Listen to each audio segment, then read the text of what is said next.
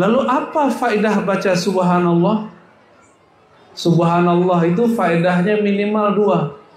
Satu, membersihkan pikiran kita tentang kekurangan-kekurangan Allah, membayang-bayangkan Allah. Yang kedua, ini paling penting, subhanallah itu adalah kemerdekaan rohani. Orang kalau sering baca subhanallah dengan cara yang tepat, rohani dia merdeka dari beban yang kuat, beban yang berat. Assalamualaikum warahmatullahi wabarakatuh. Kaum muslimin muslimat yang dimuliakan Allah, penonton channel Rahasia Islam, bertemu lagi kita pada kesempatan kali ini untuk kembali menyimak dan mendengarkan tausiah yang akan disampaikan oleh Abuya Ar-Rasy Hasyim. Sebelum kita menyimak dan mendengarkan tausiah yang akan disampaikan Abuya Ar-Rasy Hasyim nantinya, tidak lupa marilah kita selalu bersolawat kepada Nabi Muhammad Sallallahu Alaihi Wasallam. Semoga di akhirat kelak kita mendapatkan syafaat darinya dan mendapatkan rahmat dari Allah Subhanahu Wa Taala. Amin ya Rabbal Alamin. Marilah kita bersama-sama menyimak dan mendengarkan tausiah yang akan disampaikan nanti. Semoga kita dapat mengambil hikmah dan nilai positif dari tausiah yang akan disampaikan oleh Abuya Ar-Rasy Hasyim. Selamat menyaksikan. Jangan sampai pengajian kita mengganggu orang yang berbeda keyakinan. Kecuali event-event besar, mereka pasti maklum. Isra Mi'raj itu peristiwa besar atau kecil? Oleh karenanya, jangankan kita, Nabi Musa pun penasaran dengan Nabi Muhammad SAW. Nabi Musa sampai-sampai ingin berjumpa beliau 5 kali. Masih ingat kisahnya? Nabi Muhammad turun dicegat sama Nabi Musa. Kenapa? Kok aku gak diizinkan memandangnya, sedangkan Nabi Muhammad dapat izin berjumpa? Lebih dari memandang, lebih dari sekedar memandang. Nabi Musa itu bukan beliau lebih tahu dari Nabi Muhammad sehingga mengatakan, "Hai Muhammad, irji' ila rabbik, kembali ke Tuhanmu, umatmu gak sanggup." Bukan Nabi Musa sok-sok mengerti kita-kita yang lemah ini. Nabi Musa sedang ingin memandang bekas nur penyaksian Allah Subhanahu wa Ta'ala pada wajah Sayyidina Muhammad Sallallahu Alaihi Wasallam. Mari kita kirim suratul Fatihah untuk Sayyidina Muhammad Sallallahu Alaihi Wasallam dan semua orang yang mengadakan, yang berjasa mengadakan pengajian hari ini, orang-orang tua kita, guru-guru kita, dan semua yang berhadir. Ala hadin niyya wa li kulli niyatin salihah. Al-Fatihah.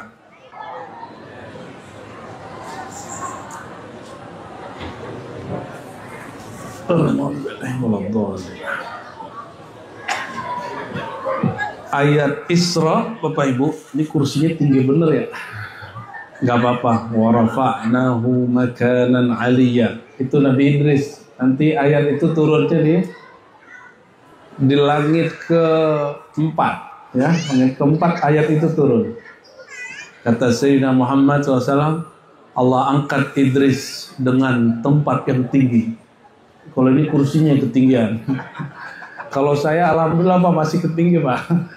Kalau kiainya di bawah 170 kasihan ya. Subhanalladzi asra bi'abdihi laila. Ini kita nggak akan bosan-bosan. Bosan mah ayat tanda orang munafik. Jangankan ayat, bosan sama air zam-zam, kata Nabi SAW. Beda orang mukmin sama munafik minum air zam-zam. Coba cek. Kalau orang mukmin minum air zam-zam ingin ngalap berkah. Walaupun rasa air zam-zam nggak jelas, benar nggak? Air Zam-Zam tuh aneh loh Pak rasanya. Nggak seger kayak air di Bogor sini. Tapi itu air terbit, tumbuh, keluar. Di atasnya ada orang yang tawaf dan itu tidak pernah berhenti. Jika satu napas kiai, lah jangan diganti Pak. Lah sampai juga. Jika satu napas kiai dianggap berkah, bagaimana kalau napas orang yang menginjak Masjidil Haram tawaf setiap saat, benar nggak? Makanya air Zam-Zam itu pernah berkah. Makasih Pak Pengurus ya. Ya. Oke. Terima kasih. Alhamdulillah. Ini. Tadi kesana aja ya.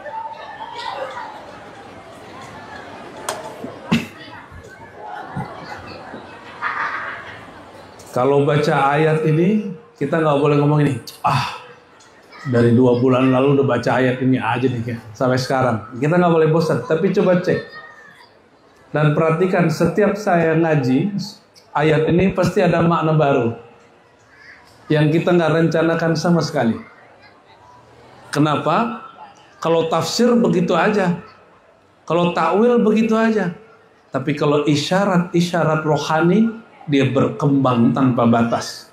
Jadi memahami Quran itu jalannya ada 3. Tafsir ngambil dari riwayat, ada takwil atau tafsir mengambil dari pikiran, ada tafsir diambil dari isyarat. Isyarat apa? Isyarat rohani. Coba ayatnya, saya mau cek. Kalau benar nih Bapak Ibu ini sudah sering dengar ayat ini, hafal nggak? Coba auzubillahi bismillahirrahmanirrahim. Sama-sama. Subhanalladzi asra bi'abdihi laila minal masjidil harami masjidil aqsa. Terus alladzi barakna haulahu. Terus linuriyahu min ayatina innahu huwas samiul apa? Alim Pak Basir. Oke. Karena apal jadi gampang. Orang dulu itu nggak perlu catatan karena dia apal. Nah ini malam ini kan nggak ada yang buat catatan nih. Ingat-ingat ya kalimatnya. Subhanalladzi, Maha suci, maha hebat. Subhana bahasa Arab litanzih. Apa bahasa Arabnya? Tanzih. Apa makna tanzih? Tanzih itu apapun yang kau bayangkan tentang Allah, Allah lebih hebat daripada itu. Itu makna tanzih. Coba ulangi. Apapun yang kau bayangkan tentang Allah, Allah lebih hebat, lebih suci, lebih sempurna dari semua itu. Lalu apa faedah baca subhanallah? Subhanallah itu faedahnya minimal 2. 1, membersihkan pikiran kita tentang kekurangan-kekurangan Allah, membayang-bayangkan Allah. Yang kedua, ini paling penting, subhanallah itu adalah kemerdekaan rohani. Orang kalau sering baca subhanallah dengan cara yang tepat, rohani dia merdeka dari beban yang kuat, beban yang berat. Mikirin Tuhan boleh nggak? Bolehkah memikirkan Allah? Emang boleh? Kata Sayyidina Abdullah bin Abbas dan Ibnu Mas'ud dan riwayatnya sahih. Tafakkaru fi khalqillah. Itu bukan hadis Nabi ya. Hadis Nabinya dhaif. Kalau yang kalam Ibnu Abbas ya sahih. Kalau engkau berpikir, fikir itu objeknya makhluk. Maka pikirkanlah rahasia kemakhlukan. Wala tatafakkaru fi dzatillah. Jangan pernah memikirkan zat karena zat Allah bukan wilayah fikir. Fikir ini alatnya otak. Kata filosof dan dokter agung di zamannya, 3 abad pertama, seingat saya beliau ini menulis tentang satu kitab kedokteran. Apa kata dia? Salah satu penyakit yang muncul di zaman dia itu penyakit karena memikirkan zat Tuhan. Dan dia sebutkan satu nama di situ.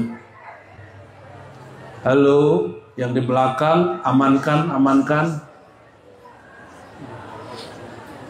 Nah, biar orang tuanya fokus ngaji ya. Tapi jangan dilarang Bu ya, anak-anak ke masjid ya. Berisik-berisik, tenangin, biarin lagi. Ntar berisik lagi, tenangin lagi. Itu aja kerjaan kita, nggak apa-apa. Kenapa di Quran dikatakan wa'mur ahlaka bis-shalah wastabir 'alaiha.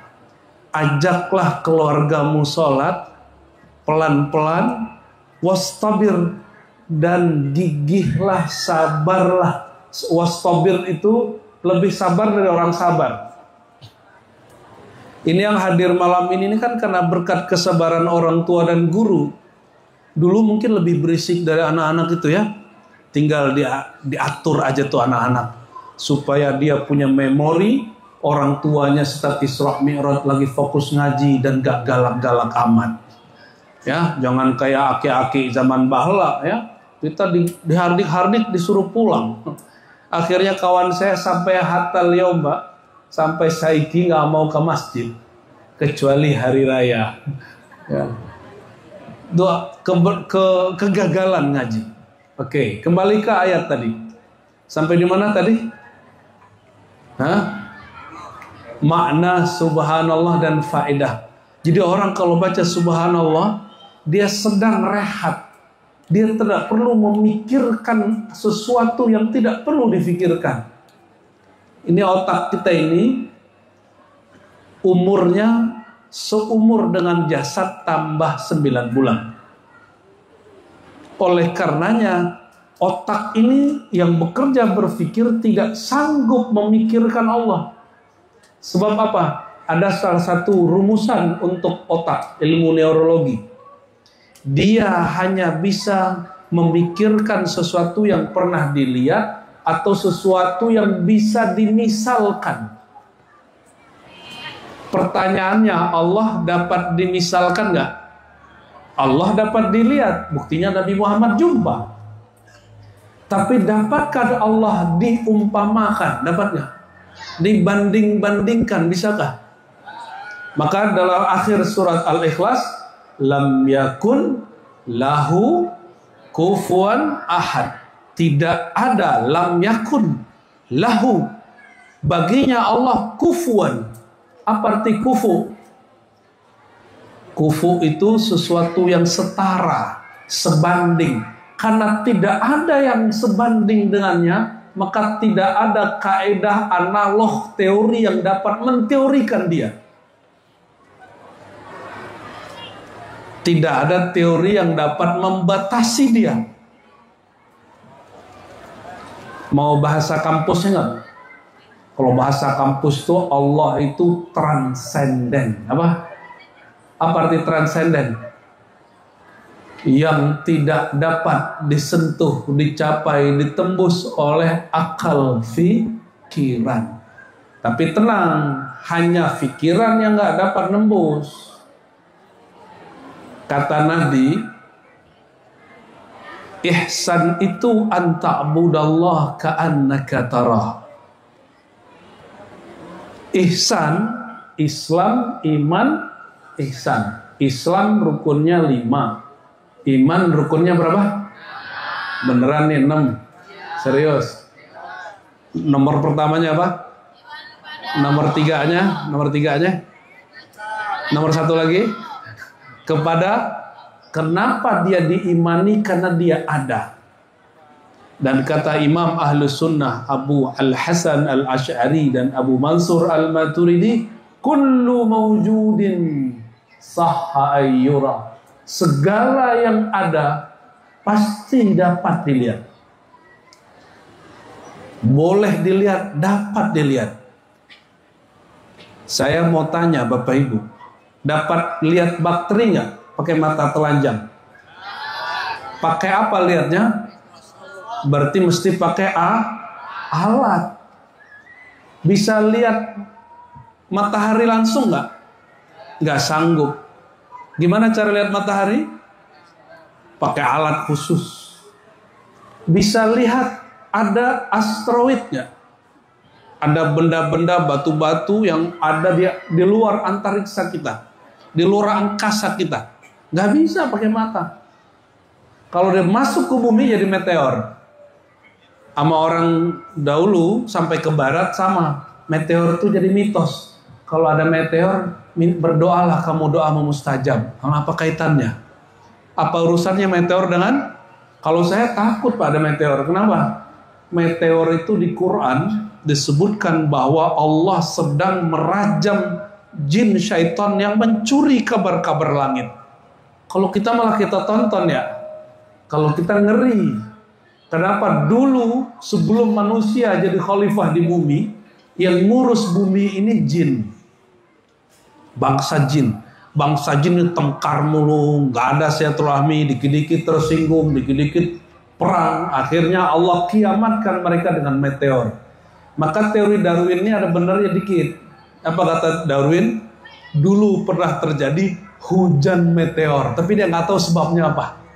Dan itu disebutkan di dalam sejarah atau filsafatul wujud atau tarikhul wujud, tarikhul alam yang ditulis para ulama kita. Pernah dapat cincin meteor nggak Pak? Batu meteor pernah dapat? Saya punya Pak batu meteor. Dikasih orang dikit aja. Itu hitam gosongnya bukan main. Gimana cara lihatnya? Mesti pakai alat. Maksud saya menyebutkan ini, Allah itu ada. Dan adanya dia dapat dilihat, tapi bukan dengan pikiran. Dengan apa dilihat? Anta budallah ka'annaka tarah.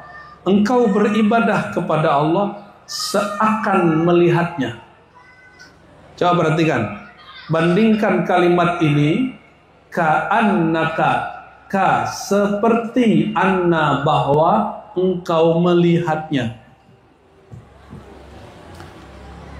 Beda dengan surat Asy-Syura ayat 11. Ini saya ngajak serius nih Bapak Ibu. Surat Syura ayat 11 gimana ayatnya? Laisa kamitslihi syai'. Tidak ada yang ka seperti semisalnya sesuatu pun. Seperti kaf, mitslihi semisal. Tidak ada seperti semisalnya. Kenapa? Misal itu menunjukkan ada yang setara dengannya. Tapi ketika menyebutkan bab solat, apa kata Rasulullah SAW? Sembahlah Allah ka seperti bahwa engkau memandangnya. Berarti boleh mandang Allah? Bisa pandang Allah? Dan disebutkan di situ hanya kalimat seperti, bukan kamitsli, bukan seperti semiksal, enggak. Maka terjemahan seakan-akan ini perlu dikritisi. Sembahlah Allah seakan-akan melihatnya. Ka'annaka tarah, seperti bahwa engkau benar-benar melihatnya. Itu terjemahan asalnya. Lalu gimana cara lihat Allah? Sedangkan Allah mengatakan dia tidak ada yang seperti semisalnya. Bahkan la tudrikuhul absar. Dia tidak dapat dicapai pandangan apapun. Masalahnya Nabi Muhammad waktu naik Mi'raj itu jumpa Allah nggak? Jumpa Allah. Jumpa bener. Gimana cara lihatnya? Pakai mata ini. Kata Allah dalam surah Al-An'am, la tudrikuhul absar. Tidak dia dapat dicapai oleh pandangan mata. tetapi dia mencakup semua pandangan mata. Wa huwa yudrikul absar, justru semua pandangan dia dapat kuasai, dia dapat tembus. Dijawablah oleh Nabi SAW di dalam hadis Sahih Bukhari. Bagaimana cara lihat Allah? Mau mi'raj gak? Kan ada ungkapan nih, kalau kisah Isra Mi'raj, antum melihatlah kajian saya tadi pagi, yang kemarin-kemarin ya. Apa kata Nabi SAW? Kalau aku sudah cinta hambaku dari Allah, ini hadis qudsi. Fa idza ahbabtuhu, apabila aku telah jatuh cinta kepada hambaku, kuntu sam'ahu alladhi yasma'u bi, maka yang mendengar pada dirinya bukan lagi dirinya, tapi yang mendengar pendengaranku. Aku ganti pendengarannya menjadi pendengaranku. Wa basarahu alladhi yubsiru bih, aku ganti pandangannya, bukan lagi pandangan insani. Aku ganti pandangannya dari pandangan kehambaan menjadi pandangan rububiyah. Bukan berarti dia menjadi Rabbun, bukan. Dipancarkan, ditajallikan nurnya di situ. Maka dia memandang bukan lagi dengan pandangannya, tapi dia memandang dengan pandanganku. Kalau begitu, yang melihat saat Nabi Muhammad SAW melihat siapa? Pandangan Allah. Berarti Allah memandang dirinya lewat Sayyidina Muhammad. Kok bisa begitu ya? Salah satu nama lain Nabi Muhammad dalam ilmu ma'rifat adalah Mir'atullah. Ini baru saya dengar ya. Tapi bukan dari ente, bukan dari kitab biasa. Cerminan Allah. Apa? Cerminan, bukan berarti Allah butuh cermin. Maka memantullah pandangan Allah pada diri si cermin, sang cermin mulia bernama sang Nabi Muhammad sallallahu alaihi wasallam. Coba, ini mata punya siapa nih? Mata punya siapa? Punya Allah, bukan punya kita kan? Pendengaran punya siapa? Pendengaran sama telinga beda nggak? Beda. Kalau lagi tidur, dengarnya pakai telinga apa pakai pendengaran? Gimana Ustaz? Jadi ada pendengaran, ada telinga. Apa perbedaan telinga dengan pendengaran? Telinga itu semacam antena untuk menangkap gelombang yang ada di alam fisik. Ini alam fisik bukan? Ini kita lagi mimpi apa lagi ketemu fisik? Halo Bu, lagi mimpi nggak? Apa lagi sadar? Sadar? Oke. Ini jumpa fisik? Bisa lihat? Maka memandang saat ini memandang dengan apa? Oke. Kalau jumpa suami, jumpa kekasih, kita melihat dia, kita sayang. Itu yang memandang mata atau perasaan? Hah? Jangan salah-salah pandang nanti. Kalau kita jumpa orang yang kita suka atau orang yang kita benci, itu yang memandang mata ini atau perasaan? Berarti perasaan ada pandangannya, disebut pandangan zauq. Pandangan apa? Pandangan rasa. Pandangan apa? Oke. Cuma ada orang rasanya masih berkait dengan alam materi, ada orang rasanya sudah berkait dengan alam rohani. Kalau alam materi, Bapak Ibu ini senangnya sama orang kaya. Kalau rasanya berkait sama akal fikrah, senangnya sama orang pinter. Senang nggak sama orang pinter? Kalau bapak-bapak ini masih berkait dengan alam zahir, senangnya main cantik-cantik doang. Ibu-ibu ini senangnya sama yang tampan-tampan, seperti nampan. Tapi kalau orangnya sudah melihat dengan kolbu, kolbu itu Baitullah, tempat menyebut nama Allah yang indah-indah. Dia hanya senang sama orang yang kenal sama Allah. Sama siapa senangnya? Sama yang kenal sama. Maka nanti dia kalau cari teman duduk orang yang ngomongin Allah.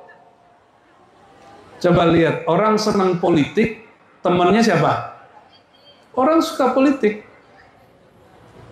Orang yang lagi seneng sama ngomongin bab apa nih, kebatinan, nyarinya apa? Nyarinya bukan ustadz biasa kayak beliau yang suaranya bagus ini, nyarinya uskun, ustadz plus dukun. Allahumma sholli ala Muhammad.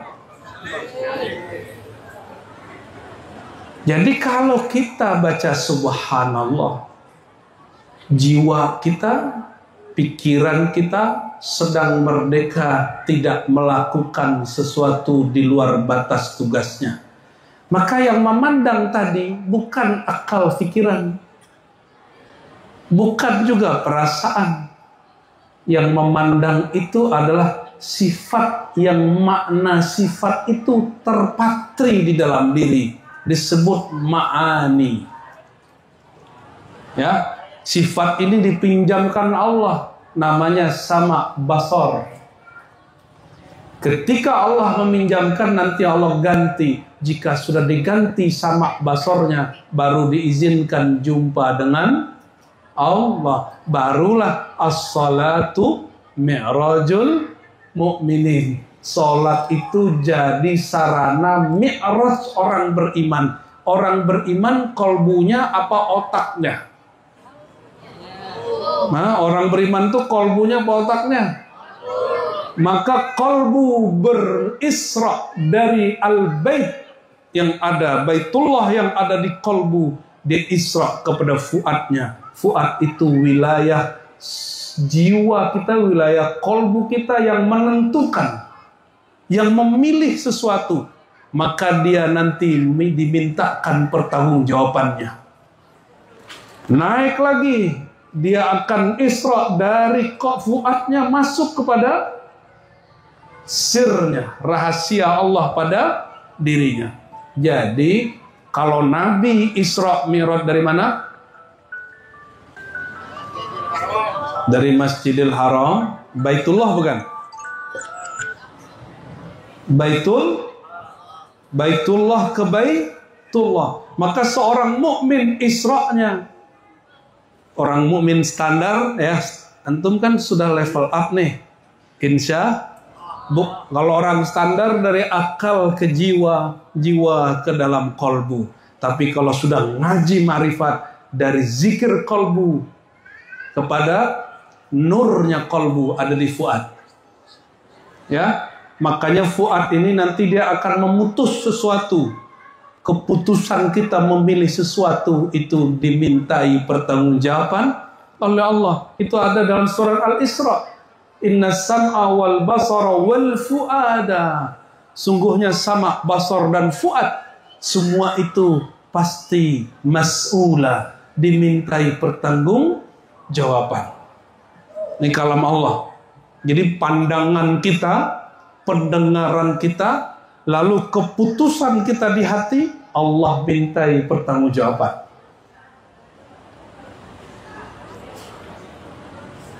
Gimana? Sudah siap lu mempertanggungjawabkan isi kolbunya di hadapan Allah? Hah? Siap gak? Apa kata Imam Ghazali? Qalbul mu'min Baitullah. Kolbu orang beriman itu baitnya Allah. Apa itu bait? Bait masjid, tempat menyembah Allah. Maka dari kolbu pindah ke fuad, dari fuad pindah kepada sir. Itu yang disebut Isra Mi'rajnya orang beriman. Pindah dari yang zahir kepada yang batin. Dari ilmu yakin beralih kepada hak kul yakin. Itu Isra Mi'raj kita. Oleh karenanya, jika benar ini kita mau jadikan sholat sebagai mi'raj, wajib nambah ilmu setiap hari. Ilmu apa? Ilmu mengenal Allah Subhanahu wa ta'ala. Kalau ilmu yang lain kan tinggal googling di internet ya, tinggal nonton di YouTube. Tapi kalau ilmu ma'rifatullah, mesti jumpa fisik dengan fisik guru, jumpa fikiran dengan fikiran guru, berhadap-hadap kolbu dengan kolbu guru. Hatta Sayyidina Jibril. Sayyidina Jibril ini guru Nabi, kawan Nabi atau murid Nabi? Apa semuanya? Kadang dia jadi guru, kadang dia jadi kawan, kadang dia jadi murid. Apa kata Nabi Muhammad SAW waktu Jibril jarang datang?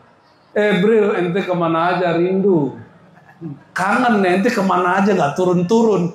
Ternyata Jibril pernah gak turun. Ternyata ada satu hal yang Jibril gak suka, bau. Sama hewan-hewan. Yang hewan itu identik dengan jin dan syaitan. Yaitu apa? Tikus sama anjing. Ternyata di bawah dipan Nabi ada tikus mati. Kata Jibril, sorry bro, di bawah dipanmu ada benda najis. Jibril ini nggak takut sama tikus, Pak. Dia nggak suka yang bau. Makanya kalau bikin majelis bakar buhur. Nih malam ini belum makan buhur ya. Nanti Pak Ketua DKM setiap bikin majelis bakar apa? Buhur. Biar malaikat datang, biar beda. Masa kalah sama dukun? Dukunnya bakar kemenyan. Ya, untuk mengundang ya media-medianya. Tapi dukunnya ada yang wali loh Pak. Tapi nggak tahu wali Allah atau wali setan. Ya, kalau yang dia basicnya kun fayakun, insya Allah wali Allah. Kalau basicnya dia seleb apa? Nggak jelas lah itu ya. Yang menyekutukan Allah dengan selainnya, itu arahnya beda. Jadi dukun itu dari kata kun. Nggak boleh juga menghina dukunnya. Maaf Pak dukunnya. Semoga ente dukun yang wali Allah, bukan dukun yang aneh-aneh itu. Allahumma sholli wa sallim alaihi. Nabi Isra Mi'rajnya secara fisik dan rohani dari Al-Masjidil Haram ke Al-Masjidil Aqsa. Kalau dari fikiran ke kolbu sampai kepada sir, cukup di dalam diri. Dia tidak perlu berpindah fisik. Cukup di atas sajadah atau di hadapan majelis. Ya. Kolbu itu senang nyebut nama Allah. Maka orang yang sudah belajar zikir pada guru zikir, belajar zikir itu bukan disuruh wiridan, sorry ya. Disuruh wiridan misalnya, amalan dizikir nih. Enggak, itu namanya ijazah wirid. Kata Syekh Abdul Qadir Al-Jilani dalam Sirrul Asrar, zikir itu mesti ditalkinkan sebelum engkau mati. Jadi kalimat hadis laqinu mautakum la ilaha illallah, talkinkan, bimbingkan orang yang mauta la ilaha illallah. Apa makna mauta? Mauta itu pertama orang yang akan mati. Ini bakal mati nggak? Yang kedua yang sedang sakaratul maut. Yang ketiga yang sudah mati. Oleh karenanya talqin ini berlaku. Ini hadis sahih. Laqinu mautakum la ilaha. Ini hadis sahih, nggak ada yang debat. Yang diperdebatkan hadis baca Yasin. Iqra'u Yasin ala mautakum. Bacakan Yasin terhadap orang yang akan mati, sedang mati atau sudah mati. Itu hadis Abu Daud. Hadisnya memang diperdebatkan. Tapi kalau yang tadi laqinu mautakum la ilaha illallah, talkinkan orang yang akan mati, yang sudah mati. La ilaha. Saya tanya lagi, ini bakal mati nggak nih? Ini Nabi perintah. Kalau Nabi perintah wajib atau tidak wajib? Jadi antum kalau sebelum meninggal nggak minta talqin kepada seorang syekh mursyid ahli zikir, tidak menjalankan amanah Sayyidina Muhammad SAW. Cari mursyid terdekat di Jakarta, di Jabodetabek banyak ya. Sayangnya Abu Yauci sudah wafat ya. Kalau nggak bisa dekat sini nggak jauh. Cari ilmu zikir ini mesti diajarkan orang yang dapat izin guru sebelumnya, bukan dapat izin di YouTube. Apalagi dapat izin di Gunung Salak, Pangrango dan Gunung Gede. Enggak, dapat izinnya langsung fisik kepada fisik. Maka tidak berlaku dalam ilmu zikir mimpi. Ijazah mimpi nggak berlaku, Pak. Karena agama ini tidak menjadikan mimpi sebagai sumber hukum. Mimpi itu hanya sebagai hadiah, bukan sumber hukum. Gimana? Mau talqin? Cari guru mana? Nanti ngerusak lapak mursyid-mursyid yang ada. Ya, kita ngajak ke semua orang di wilayah manapun hadiri majelis ulama-ulama ahli zikir. Coba perhatiin. Kalau Nabi nyuruh talqin, kira-kira setan nyuruh apa? Apa kata setan? Bid'ah. Apa kata setan? Gak usah. Maka saya khawatir yang membid'ahkan ilmu talqin zikir itu minhum, bagian dari syaitan. Kenapa? Rasul nyuruh kok dia melarang? Rasul suruh talqinlah engkau. Yang orang ini ngomong apa? Gak usah talqin. Nabi suruh, dia larang. Kira-kira pengkhianat Rasulullah gak? Yang berani khianat sama Rasulullah cuma dua, munafik sama syaitan. Karena orang munafik itu syaitan yang berzahir. Nauzubillah. Summa, ya, ini saya nggak nakut-nakutin, Pak. Ini zamannya sudah pendek. Zamannya sudah sangat-sangat pendek sekali. Kita sudah pernah pandemi 2 tahun lebih. Pada bingung ya, lupa. Ini komplek lockdown nggak nih Pak Kombes ini? Ya, lockdown nggak? Lockdown ya, lockdown. Ya, betul. Kita hidup lagi nyaman-nyaman, santai-santai. Tiba-tiba ada pandemi. Dan semua orang kemudian nggak bisa keluar kemana-mana. Yang kena pertama Depok, yang ditutup Jawa Timur. Kan lucu. Ya nggak? Yang kena pertama orang Depok, yang ditutup Lombok. Aneh itu. Nggak nyambung. Kapan nyampenya virus ke sono? Itu tanda ini nggak main-main. Oleh karena itu, di saat pandemi kami diperintah oleh guru-guru. Tadi saya senangnya Pak, tengkar mulu sama Wahabi. Bahas yasinan, tahlilan, bid'ah. Hobi kita dulu begitu. Lama-lama kita mikir, kan dia saudara kita juga. Masih syahadat la ilaha illallah Muhammadur. Cuma bedanya Wahabi ini terlalu mendambakan tauhid yang murni. Sehingga mereka akhirnya terlalu hati-hati. Bahkan menyakiti mungkin saudara sendiri. Bahkan keluarga sendiri. Niatnya baik, mungkin caranya kurang pas. Sampailah kita ke kesadaran itu. Ya sudahlah. Maka cobalah kajian aneh.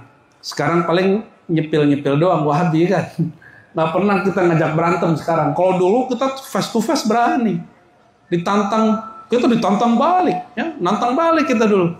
Tapi setelah pandemi ini, lihatlah orang yang tahajudan, orang yang rajin sholat, rajin sedekah, rajin umroh, rajin haji, itu semuanya nggak ada efek di kolbunya, bener nggak? Waktu isolasi mandiri, ada efek nggak di kolbu orang yang rajin sholat? Nggak ada. Bahkan hafiz Quran pun ketakutan, karena Qurannya nggak tembus ke dadanya. Sebagian. Maka guru kita bilang, buka kajian. Kita bukalah kajian hikam yang lebih serius dari yang sebelum-sebelumnya. Itu Pak sejarahnya. Kenapa semenjak beberapa tahun ini kita ngaji tauhid, ngaji marifat, ngaji tasawuf terus.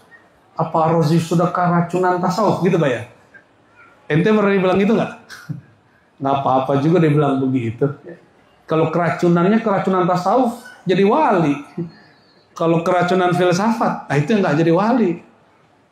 Bapak saudara yang bukan Allah, Jadi kita itu baru faham kalau Nabi Isra Mi'raj dengan jasad dan ruhnya. Maka dalam ilmu tasawuf disebutkan ada Mi'raj untuk orang beriman. Mi'rajnya dari kolbu kemana? Ke dalam fuadnya, dari fuadnya ke dalam lub dan sirnya. Dan semua wilayah di bagian diri kita ada tempat mengenal Allah di situ. Bolehlah disebut Baitullah. Ada Baitullah di kolbu, ada Baitullah di fuad, ada Baitullah di lub, ada Baitullah pada sir. Apa itu lub dan sir? Bapak lihat ada pohon? Ada pohon? Kalau kita gergaji badannya pohon itu, batangnya pohon itu, tengah-tengahnya ada bulutan nggak? Nah, itu namanya lub. Kalau kita perhatiin lagi di dalamnya ada lagi lingkaran. Itu namanya lub. Di dalamnya ada sir rahasia yang nggak bisa dilihat dengan kasat mata kecuali kita pelototi dekat-dekat. Maka siapa yang bisa mempelototi dirinya, memandang-mandangi dirinya, wa fi anfusikum afala tubsirun, di dalam dirinya apakah dia tidak memandang? Itulah Mi'raj rohaninya seorang mukmin. Kenapa? Tujuan Mi'raj, Isra dan Mi'raj itu cuma satu. Linuriyahu min ayatina. Agar kami memperlihatkan kepadanya hambaku ayat-ayat kami. Dan apa kata Allah? Hadis qudsi, meskipun tidak sampai derajat sahih, ma wasi'ani ardi wala samai. Langit bumi tidak dapat menampung nurku, tajalliku, marifatku. Innama wasi'ani qalbu abdi al-mu'min. Yang sanggup menampung hanya kolbu hambaku yang percaya. Percaya kepada Allah enggak? Oleh karena itu, jangan kemudian patah arang, patah semangat ngaji tauhid dan makrifat. Kenapa? Kolbu kita pasti sanggup semua. Ada kiai negur saya, apa katanya? Oh Rozi, kenapa ente buka kajian-kajian berat?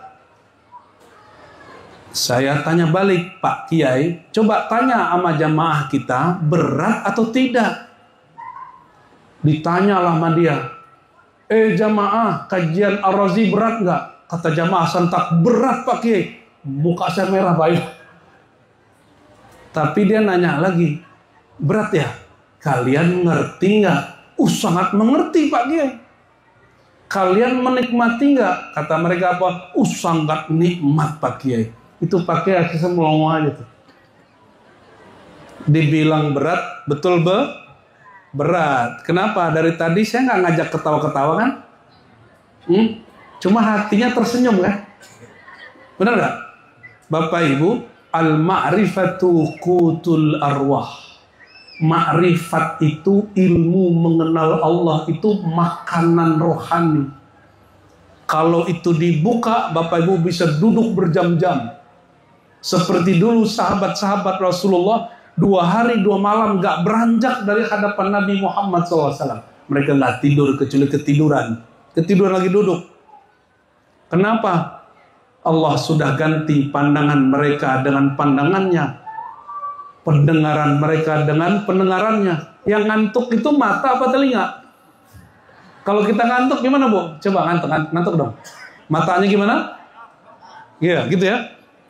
Kalau rohani sedang kuat-kuatnya, Allah ganti pandangan ini dengan pandangannya. Namun kita tidak akan pernah menjadi Tuhan. La ta'khudhuhu sinatu wala naum. Allah itu tidak pernah lelah, ngantuk dan tidur. Maka akan diberikan sedikit nur ini kepada orang yang percaya. Maka saya menyaksikan kawan-kawan saya kalau ngaji marifat Bapak Ibu, nggak ngantuk dia, nggak capek dia. Kenapa? Itulah rahasia cinta Allah. Allah berilah nurnya sedikit demi sedikit ke orang itu. Al-Imam Abu Hanifah lagi jalan-jalan, dengar orang ngegosipin sang imam. Imam ini ditawarin jadi hakim agung, nggak mau. Ya, Tapi Pak Kombes ditawarin jadi Kapolda pasti mau. Ya, ini Imam Abu Hanifah ditawarin jadi Hakim Agung nggak mau. Apa kata dia? Ilmu nggak pernah nyatu sama kekuasaan, apalagi pengadilan. Karena dia kenal ada imam namanya Syarik. Syarik atau Syuraik ini setelah jadi qadhi, jadi hakim, ilmunya jadi kabur. Orang nggak pakai lagi ilmu dia. Abu Hanifah bilang, cukuplah karirku segini, tapi karir ilmuku bertahan sampai nanti. Maka sampai hari ini nama beliau Imam Abu Hanifah Hanafi masih disebut-sebut. Orang paling banyak mengamalkan ilmu dia orang Turki, orang Uzbek, ya, orang India, orang Irak itu banyak yang mengamalkan ilmu beliau. Imam Abu Hanifah ini digosipin orang. Oh, si Abu Hanifah ini sepertinya kalau sholat malam sepanjang malam. Kata Abu Hanifah, loh, aku dipuji melebihi kemampuanku. Kata Abu Hanifah, padahal aku innama kuntu nisfal lail. Aku hanya bangun setengah malam. Lalu dia berdoa, ya Rabb, ij'alni khairan mimma yazunnun. Jadikan aku lebih baik yang digosipkan orang. Kalau ini digosipin buruk apa baik ini? Buruk ya. Kalau Abu Hanifah digosipin, ya. Akhirnya dia berdoa, kuatkan aku semenjak malam ini bangun sepenuh malam. Maka dia sampai meninggal, wudhu sholat subuhnya belum batal dari Isya. Sholat subuhnya pakai wudhu sholat Isya, walaupun dia perbaharui wudhunya, wudhu Isyanya nggak batal. Kenapa? Beliau nggak habis pengajian nggak makan nasi kebuli, Pak. Kita kalau habis pengajian makan nasi, makanya kiai-kiai pada kolesterol sama sakit gula. Hati-hati Tat ya. Ente paling demen kayaknya nih ya. Mulai dikurangi Ustaz, makan karbo malam hari ya. Imam Abu Hanifah nggak sakit gula, nggak sakit paru, padahal nggak sakit jantung, tidak tidur malam hari. Antum kan suka begadang Ustaz, tapi makannya ya. Ini hati-hati nih. Begadang tapi suka makan itu berbahaya. Al-Imam Abu Hanifah, bayangkan orang nggak buang air dari waktu Isya sampai waktu subuh, itu minumnya banyak apa dikit? Maka tidak dianjurkan orang kalau sudah lewat waktu Isya minum banyak-banyak. Ya, jadi kalau udah lewat Isya minum airnya dikit aja. Kopi dikit, air dikit, Fanta dikit, Coca-Cola dikit gitu ya. Itu kacau itu. Ya. Itu bukan dikit, namanya banyak ya. Abu Hanifah ngomong begitu. Waktu saya jadi guru santren, itu juga ada santri ngomong begitu, Pak. Jadi ada aplikasi namanya Syamilah, isinya ribuan kitab. Kata si santri, oh kalau Ustadz Razi itu semua yang di Syamilah dia udah baca. Sampai ke telinga saya. Saya berdoa juga, ya Allah, tolong semua yang dia baca, yang dia sebut itu haqiq fiyya. Tolong realisasikan pada diriku. Akhirnya semenjak saat itu saya baca kitab sampai 10 jam, 12 jam setiap hari. Nggak kekejar juga. Akhirnya fawqa kulli dhi ilmin alim, kita sadar di atas langit ada orang yang lebih tinggi ilmunya. Ya. Saya ngomong begini nih, ini nggak tinggi-tinggi amat Pak, ini ada yang lebih tinggi lagi ngomong dari saya. Jam berapa nih? Belum apa? Ya Iman juga, ini datang jauh-jauh kalau langsung beres ya. Allahumma sholli ala Muhammad. Apa yang diperlihatkan Allah kepada Nabi Muhammad? Kalau orang dia berjalan dari dalam dirinya ke dalam dirinya, dia akan menyaksikan hal-hal yang mirip.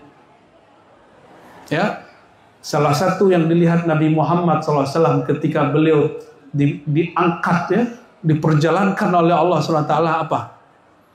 Beliau mengatakan, aku melihat negeri yang ada kurmanya, aku sholat di sana. Lalu aku berjalan ke Tursina, aku lihat Musa sholat di dalamnya. Aku berjalan lagi ke satu negeri, di tengah perjalanan ada ibu-ibu, nenek-nenek nyapa aku, lalu ada perempuan cantik seksi nyapa aku, yang ketiga ada yang ketiga ada, tahu nggak? Ada yang tahu? Ada syaitan berjubah laki-laki juga menyapa aku. Di ujung, ini riwayat tentang Isra, ini banyak versi. Kalau kita gabung, di ujung sampailah beliau di Al-Masjidil Aqsa. Apa mana Aqsa? Al-Aqsa bermakna al-ab'ad. Sesuatu tempat yang jauh. Karena masjid terjauh yang diziarahi zaman itu adalah Masjid Al-Aqsa. Aqsa itu menurut orang Mekah. Coba bayangin Pak, kalau ke Aqsa, orang Mekah lewatin Madinah dulu, habis Madinah terus ke Yordan, baru nyampe di Aqsa. Atau bisa langsung dekat tembus, ada jalan-jalan tertentu. Dan itu bisa 3 bulan. Berapa bulan? Maka Sayyidina Abu Bakar didatangi oleh Abu Lahab dan CS. Apa kata Abu Lahab? Bakar, menurut ente, kalau ada orang hari ini bilang, aku semalam tadi tidak sampai semalaman bisa berpindah dari Mekah ke Aqsa, kira-kira kamu percaya nggak? Abu Bakar, enggak sih, nggak mungkin. Udah seneng nih Abu Jahal, Abu Lahab. Oh, si Abu Bakar masuk perangkap. Ini namanya mantik logika Abu Lahab. Ilmu mantik Abu Lahab. Coba perhatikan, Abu Bakar tidak terjebak oleh ilmu logika, oleh ilmu filsafat. Apa kata dia? Si Abu Lahab, Bakar, tahu nggak kamu siapakah orang yang ngaku-ngaku terbang malam tadi? Nggak nyampe semalam. Siapa emang? Muhammad. Kata Sayyidina Abu Bakar apa? Oh, in kana huwa fa usaddiquhu fa huwa sahih fa huwa haqqun muhiqqun haqqul haqiqah. Kalau Muhammad yang bicara, itu pasti hak. Kenapa? Dia nggak pernah bohong 40 tahun lamanya. Nggak mungkin tiba-tiba dia jadi orang gila. Nggak mungkin tiba-tiba jadi kazzab. Pembohong nggak mungkin. Kalau antum bohongnya udah berapa kali? Jadi kalau ngaku malam tadi ketemu Syekh Abdul Qadir, aneh mikir-mikir dulu, bener nggak ya? Jangan-jangan bohong nih. Jangan-jangan Bang Qadir bukan Syekh Abdul Qadir ya. Malam tadi jumpa ketemu Rasulullah. Yang bener aja ente ya. Aneh belum tentu percaya. Kenapa? Lihat dulu track recordnya, pernah bohong nggak? Siapa tahu hobi berbohong.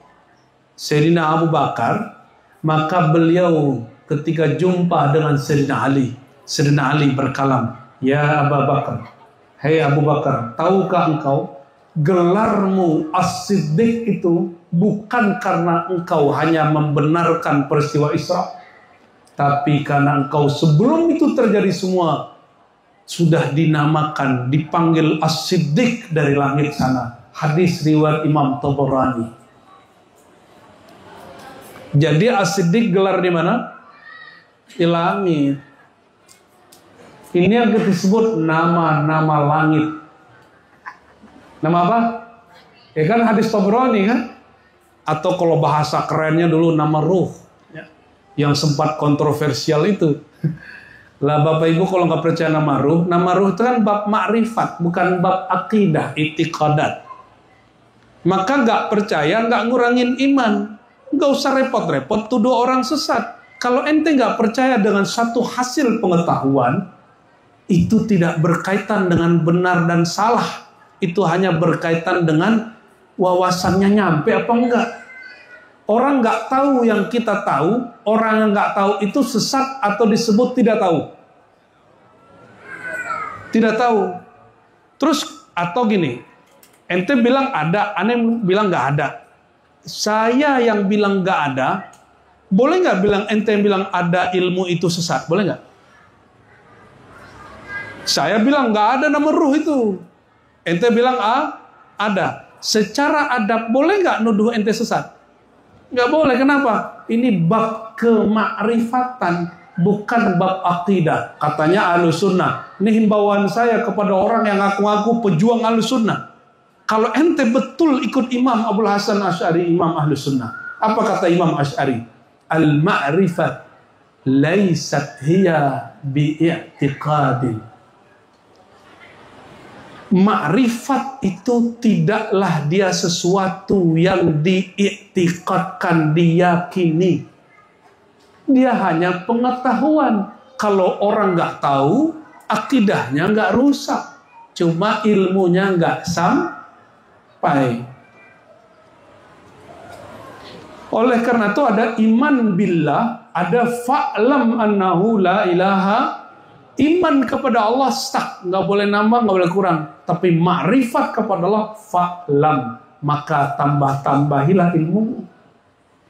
Sayyidina Musa berdoa, Rabbi zidni ilma, ya Allah tambah-tambahi ilmuku kepada engkau. Jadi ilmu itu prinsipnya bertambah. Tentang ilmu roh, ya, mi'raj rohani, apalagi kajian-kajian Nur Muhammad itu bab makrifat, bukan bab akidah.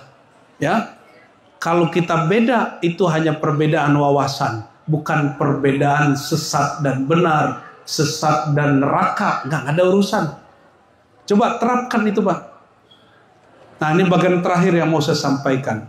Isra Mi'raj itu lambang toleransi yang paling agung.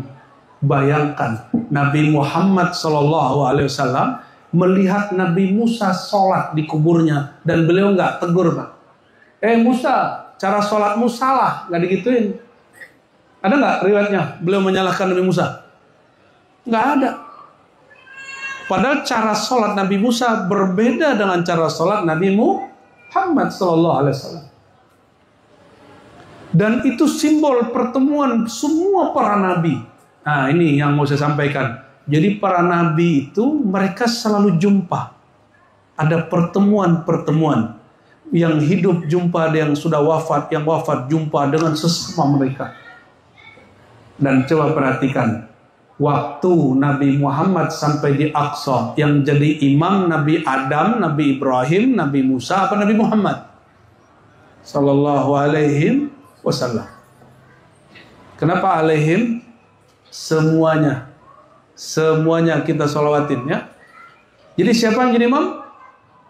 Coba kalau di masjid kampung kita bilang apa? Yang imam orang tua. Tuaan mana Nabi Muhammad sama Nabi Adam? Nabi Adam. Kurang ma'rifat ini. Ya, tuan mana Nabi Muhammad sama Nabi Adam? Tuh berubah, jawaban kedua nggak diterima. Tuan siapa? Kata Nabi Muhammad, bukan Muhammad bin Abdullah yang sosok saja. Kalau Muhammad bin Abdullah SAW, zohirnya betul itu Nabi Rasul termuda. Tapi sirruh yang ada dalam dirinya, apa kata beliau? Kuntu awwalan nabiyyina fil khalq. Aku nabi paling awal, paling tua. Jadi lebih tua siapa kenabian Nabi Muhammad apa kenabian Nabi Adam? Kenabian itu kaitannya makrifat kepada Allah Subhanahu wa taala, wahyu Allah turun. Jadi lebih dulu Nabi Muhammad dapat wahyu atau Nabi Adam? Secara fisik Nabi secara nur Nabi Muhammad SAW. Di sini baca maulid ya? Semua isi kitab maulid berisikan kajian Nur Muhammad. Maka sesekali kalau baca maulid, baca artinya Bapak Ibu. Biar nambah pengetahuannya tentang sosok batiniah Nabi Muhammad SAW. Oke, kita balik pertanyaan. Yang imamin siapa waktu di Aqsa? Nabimu? Makmumnya siapa? Itu Nabi hidup apa udah wafat? Yang wafat apanya? Rohnya masih hidup? Bayangkan Pak, itu roh-roh, arwah-arwah mengikuti orang hidup. Ngeri gak? Wa aqlan ittiba'ul amwat alal ahya. Orang yang sudah wafat mengikuti yang masih hidup, itu dalil paling kuat. Dan para nabi ngaji ke Nabi Muhammad SAW, belajar menyaksikan itu. Ini sama orang yang nggak percaya, Pak, ya kita disebut gila. Dongeng, ada khurafat lagi, ya sudahlah. Terserah mereka lah itu. Kita datanya Sahih Bukhari, Muslim, dan beberapa kitab hadis yang lain, ya. Maksud saya Bapak Ibu, akhir zaman ini Nabi sebut, kata beliau, tidaklah aku tahu, bukan belum nggak tahu, ini cuma ungkapan, ya. La adri ummati, apakah akhir mereka yang terbaik atau yang awal? Tengah nggak disebut. Akhiruhum khairan am awwaluhum, yang terbaik akhir mereka atau awal mereka. Berarti kalau akhir zaman ini, kalau awal zaman sahabat. Maka sahabat-sahabat dibikin cemburu oleh Rasulullah ketika beliau mengatakan, aku rindu dengan saudara-saudaraku. Para sahabat mengatakan, alasna bi ikhwanika ya Rasulullah. Bukankah kami saudara engkau, wahai baginda? Apa jawaban beliau? Antum ashabi. Kalian orang yang menemani aku, sahabat aku. Sedangkan ikhwani, orang yang merindui aku, orang yang percaya aku. Walam yalqauni, walam yarawni. Tapi secara fisik mereka tidak jumpa. Coba perhatikan. Nabi menyebut orang akhir zaman saudara. Sebagaimana Nabi menyebut para nabi yang terdahulu saudara. Ikhwani minal anbiya, saudaraku para nabi. Coba antum ini kalau jadi pengikut Rasulullah SAW, itu disebut saudara. Para nabi terdahulu yang gak jumpa Nabi Muhammad, umurnya sudah meninggal duluan, juga disebut saudara. Waktu naik ke langit 1, langit 2, ketiga, Nabi Adam ngomong, ya, marhaban bi ibni saleh wa akhis saleh. Selamat datang anak yang soleh dan saudara yang soleh. Naik ke langit kedua, jumpa beberapa nabi yang disebutkan di situ, Nabi Isa, Nabi Yahya. Apa kata mereka berdua? Selamat datang bi akhis saleh. Kata Nabi, selamat berjumpa wahai saudara sepupuku, ibn khalati. Ya, saudara anak dari tanteku, bibiku. Jadi orang Yahudi, Bani Israel, sama orang Arab itu saudaraan, Pak. Tapi saudara suka tengkar, benar nggak? Ini sama saudaranya suka tengkar nggak? Ya mungkin itu yang terjadi sama mereka, ya. Loh, kita ikut-ikutan. Padahal mata nggak sebelah mata orang Arab, matanya sipit-sipit, ya. Tapi itu bab iman. Bapak Ibu, semoga kajian ini bisa menambah wawasan kita tentang Isra dan Mi'raj. Orang nggak percaya Isra Mi'raj, kalau nggak percaya Mi'raj, dia masih mukmin. Tapi kalau nggak percaya Isra, dia membuang satu ayat. Surat Al-Isra dan hukumnya, statusnya kafir. Adapun mengenai teknisnya, apakah dalam tubuh dan jasad, itu tafsir tidak wajib diyakini. Namun orang bermakrifat akan mengatakan, jika dia berkalam maha hebat, maha suci, dan dia memperjalankan, apa susahnya bagi Allah? Ya, susah nggak bagi Allah memperjalankan? Sanggupkah Allah memperjalankan? Sanggup. Oleh karenanya kita katakan malam ini, amanna bika ya Rasulullah. Kami percaya kepada engkau wahai Rasulullah. Kami percaya bahwa engkau diperjalankan dari Masjidil Haram ke Masjidil Aqsa. Kami percaya bahwa engkau betul-betul dimi'rajkan ke hadirat Allah Subhanahu wa ta'ala dan dapat hadiah salat. Salat itulah hadiah perjumpaan dengan Allah. Maka salat itu adalah wahana jumpa dengan Allah. Selamat mengenang Allah, selamat berjumpa dengan Allah. Rajin-rajin salat, makrifati Allah semakrifat-makrifatnya, sekenal-kenalnya, sedalam-dalamnya. Nanti salatnya jadi nikmat, lebih nikmat bahkan daripada orang yang baru menikah. Insya Allah, Allahumma ja'alna minal mu'minin, minal muhsinin, minal ladzina iqtaraba ilaik bihaqqi sayyidina Muhammad SAW. Allahumma ya Allah, angkat tangannya, ya Allah, ya Allah, salli ala sayyidina Muhammad. Sampaikan salam kami, rindu kami kepada sayyidina Muhammad yang Engkau perjalankan dari Baitullah al-Masjidil Haram kepada Masjidil Aqsa, yang Engkau angkat di derajatnya. Engkau perjalankan ia dari Baitul Maqdis kepada hadiratmu, kepada mustawa, kepada kursimu, kepada arasmu, dan Engkau izinkan berjumpa dan berdialog denganmu.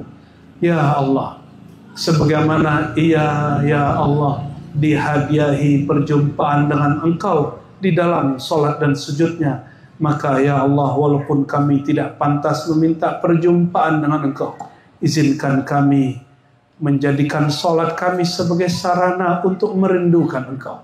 Allahumma inna nas'aluka syauq ilaik. Ya Allah, kami berdoa sebagaimana baginda Nabi SAW berdoa. Ya Allah, berikanlah kami rasa rindu menatap Engkau, rasa rindu membicarakan Engkau, rasa rindu kembali kepada Engkau. Allahumma ja'al anfusana mutmainnatan radiyatan mardiyatan.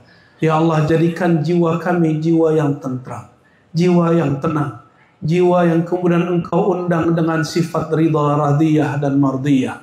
Allahumma ya Allah, tahhir qulubana amman siwak, tahhir qulubana an jami' ma yamna'una anka ilaik. Ya Allah, bersihkan kalbu kami dari apapun yang menghalangi kami kepada Engkau. Allahumma shfi ya Allah qaswata qulubina.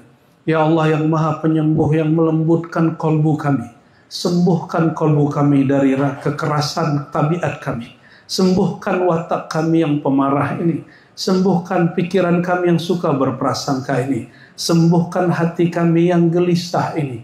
Berikan kami ya Allah as-sakinah wal itmi'nan bihaqqi asma'ikal izam, dengan kehak, dengan nur nama-nama Engkau yang agung. Ya Allah, tancapkanlah nur itu dalam kalbu kami, sehingga kalbu kami terang benderang dan memandang mana yang hak, mana yang batil.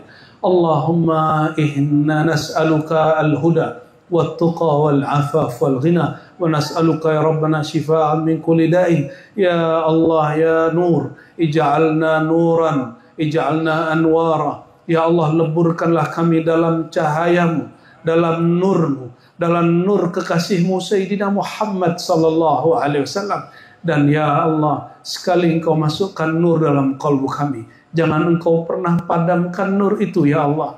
Hidupkan kami dengan nur itu ya Allah, dan wafatkan kami dengan nur itu ya Allah. Wa ba'atsni bidzakan nur washfa'ni bidzatin nur, nuril Mustafa Muhammad sallallahu alaihi wasallam.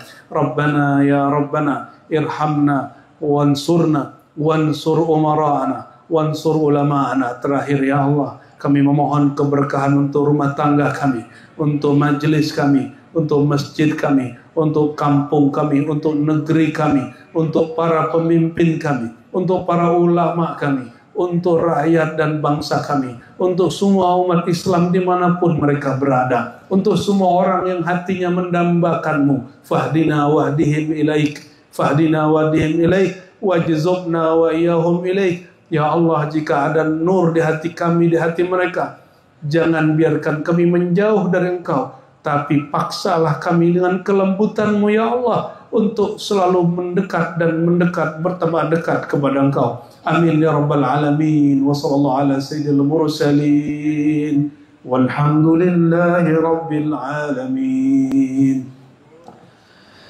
Inna Allah wa malaikatahu yusalluna ala nabi. Ya ayyuhalladzina amanu sallu alaihi wa sallimu taslima. Labbaik Allahumma salli wa sallim wa barik alaihi. Kita salat sama-sama. Sallallahu ala Muhammad sallallahu alaihi wasallam.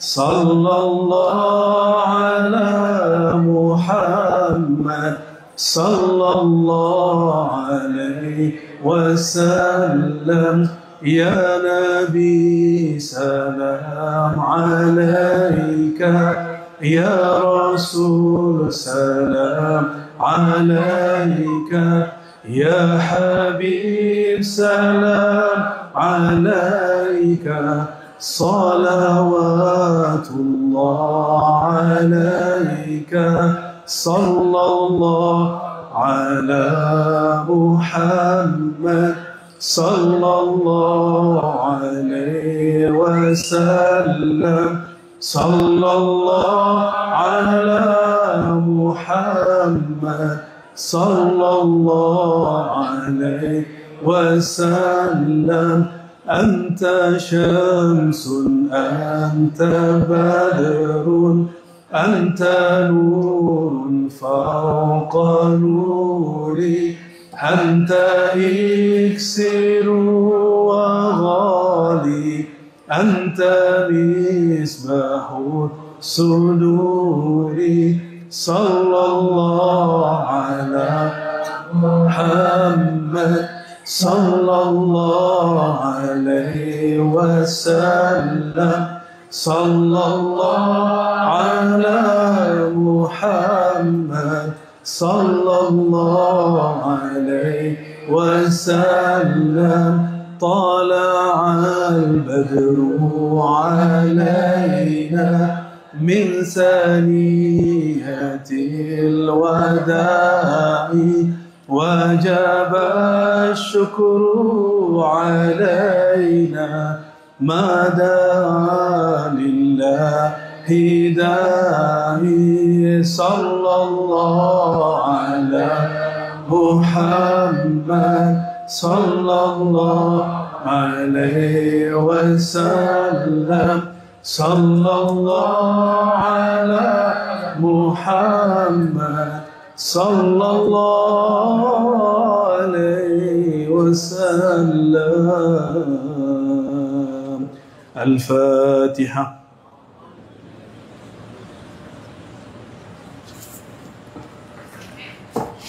آمين رب العالمين استجب دعواتنا بسر الفاتحة وبحق الفاتحة وبحق الصلاة على سيدنا الفاتح سيدنا الخاتم وبحق الصلاة على جميع الأنبياء والمرسلين وبحق نور المصطفى محمد صلى الله عليه وسلم وبحق أنوار جميع الأنبياء والمرسلين وبحقك يا الله يا عظيم يا عظيم يا عظيم يا خبير يا خبير يا مجيب الدعوات يا الله يا هو يا هو.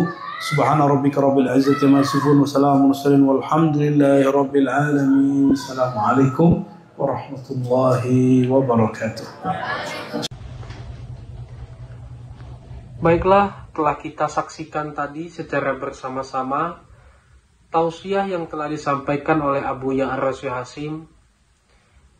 Semoga bagi kita yang mendengarkan dan bagi Abu Ya'ros Hasim yang menyampaikan sama-sama mendapatkan pahala dari Allah Subhanahu wa Ta'ala. Semoga apa yang telah kita dengarkan dan kita simak bersama-sama tadi dapat menambah ilmu pengetahuan kita dan semakin mendekatkan diri kita kepada Allah Subhanahu wa Ta'ala. Amin ya rabbal alamin. Dari tausiah yang telah disampaikan oleh Abu Ya'ros Hasim tadi dapat kita ambil kesimpulan dan juga ilmunya bahwasanya jangan sampai kita terlena oleh kenikmatan dunia hingga sampai meninggalkan kewajiban kita dan meninggalkan perintah dari Allah Subhanahu wa Ta'ala. Marilah kita selalu bersama-sama menjaga diri kita agar tidak terlena terhadap kenikmatan dunia dan selalu berusaha untuk mendekatkan diri kita kepada Allah Subhanahu wa Ta'ala. Semoga kita termasuk umatnya yang selalu mendapatkan syafaat dari Rasulullah Sallallahu Alaihi Wasallam dan juga selalu mendapatkan hidayah serta rahmat dari Allah Subhanahu wa Ta'ala. Semoga apa yang telah kita dengarkan tadi dapat menjadi ilmu dan juga bermanfaat bagi kehidupan kita, dan tentunya semakin mendekatkan diri kita kepada Allah Subhanahu wa Ta'ala. Sekali lagi kami ucapkan terima kasih yang sebesar-besarnya bagi penonton yang telah mensupport channel Rahasia Islam ini dengan mensubscribe, like, dan share. Karena dengan bantuan dan support penonton sekalian, kami semakin bersemangat untuk selalu menyebarkan konten-konten yang insya Allah akan memberikan ilmu serta manfaat bagi kita semua. Sekali lagi, kami mohon apabila konten kami memberikan manfaat dan juga ilmu serta nilai-nilai positif, mohon bantuannya untuk subscribe, like, dan share. Karena dengan melakukannya kita sama-sama telah menyebarkan kebaikan untuk sesama umat manusia.